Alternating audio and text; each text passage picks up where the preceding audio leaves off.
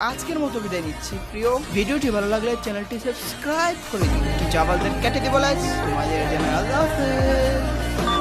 আসলে গাইস এটা মেনে নেওয়ার মতোই না, আমার বিশ্বাসই হয় না সারা জীবন অন্যায়ের বিরুদ্ধে প্রতিবাদ করা লোকটাও আজ এ দুনিয়াতে নেই। ইন্না লিল্লাহি ওয়া ইন্না ইলাইহি রাজিউন। গতকাল আমি প্রায় সারাদিন অফলাইন, 5টার পরে অনলাইনে আসছি। তখন আমার ফোনে কল আসছিল, যে কলে বলে অ্যাডভান্স গেমিং মারা গিয়েছে।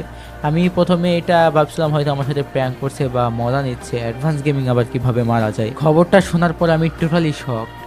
এরপরে আমি সব জায়গায় ঘাটাঘাটি করলাম, কাছের যারা ভাই ব্রাদার্স আছে তাদেরকে বললাম বিষয়টা। তাদের কাছ থেকেও কনফার্মেশন পেলাম যে আসলেই মুজাহিদ আর এ দুনিয়াতে নেই। অ্যাডভান্সের বয়সও বেশি না, মাত্র 22 বছর। সে ঘোরাঘুরি করার জন্য মালয়েশিয়াতে যায় স্ত্রী আদিবাকে নিয়ে। তো ওইখানে এয়ারপোর্ট থেকে যখন আসে, তারপরে গাড়িতে ওঠে, ওই কুয়ালালামপুর যে জায়গাটা, ওই জায়গাটায় আর একজন, মানে সেও আর্মি, সিভিল আর্মির অফিসারের মধ্যে একজন, ড্রিঙ্কিং করে গাড়ি চালাইছে।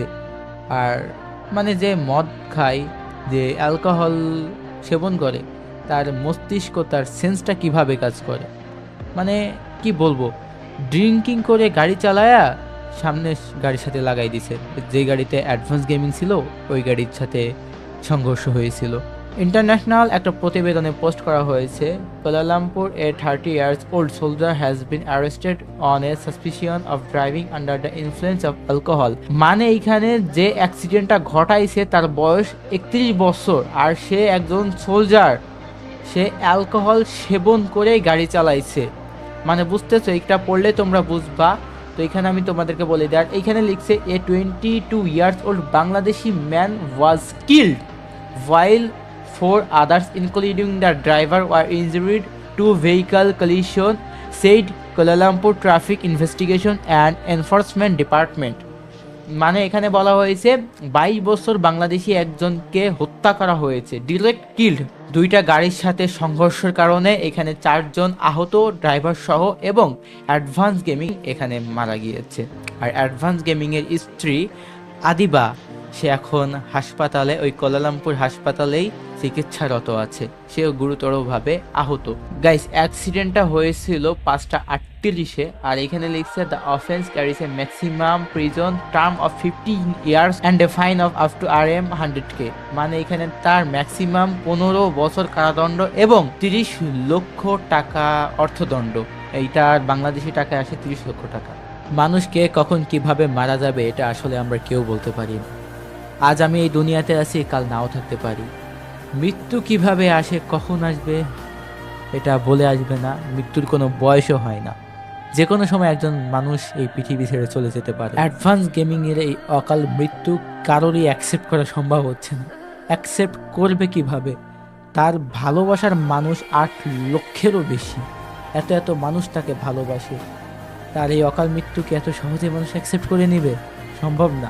গাইস, একজন সিভিল আর্মি অফিসার, সে কিভাবে মদ্যপান অবস্থায় গাড়ি চালায়, তার প্রফেশন কি, ওইটার কথা সাইডে রাখি। কুয়ালালামপুর মালয়েশিয়ার one of the most popular city, আর সেখানে মালয়েশিয়ার এয়ারপোর্টও রয়েছে।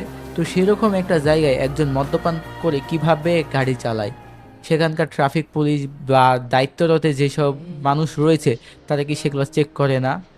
কিভাবে চালায়? অ্যাডভান্স গেমিং হয়তো মারা গিয়েছে, কিন্তু তিনি আমাদের মনে সবসময় থাকবে।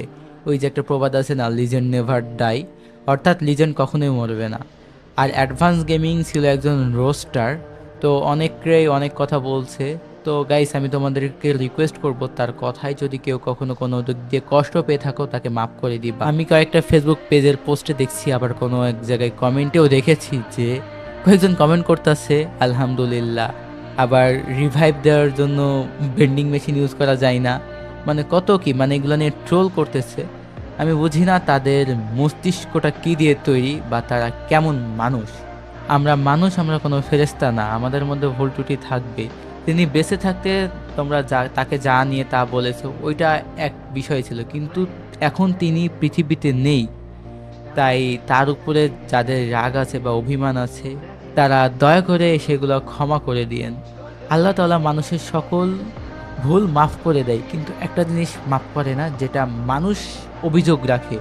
তো আমি রিকোয়েস্ট করতেছি, অ্যাডভান্সের উপরে কারোর কোনো যদি অভিযোগ থেকে থাকে সেগুলো মাফ করে দিবা। তিনি তো আর এই দুনিয়াতে বেঁচে নেই, তার জন্য সবাই দোয়া করবে আল্লাহ তাআলা তাকে যেন জান্নাত নসিব করে।